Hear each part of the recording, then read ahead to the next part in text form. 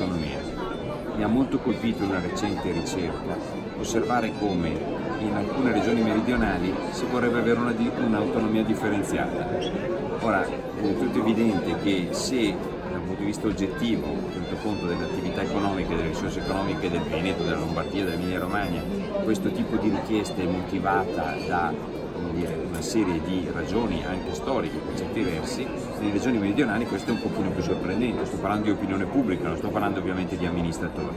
Ebbene, io credo che si debba fare una riflessione e uno sforzo comune per riuscire a capire come contemperare legittime esigenze di una maggiore autonomia con l'idea di tenere assieme un paese, che è un paese straordinario e che ha fatto delle diversità presenti nel paese l'elemento di ricchezza.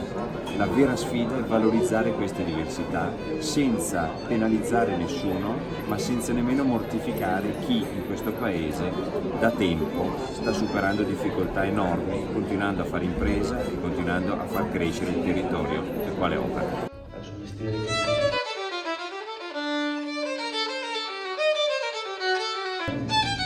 It's really an honor and a privilege to be awarded the Masi Prize. I'm particularly moved because so many people before me, there are wonderful international, world-renowned personalities, Philippine, the Rothschild, the Mandami, family crew, and to be named amongst them, it's really a privilege. Here, being in Valpolicella, this amazing theater in the center of Verona, it's a magical place with such a long, rich history. Just like the wine, just like the culture, and the amazing food, the gastronomy that everybody loves.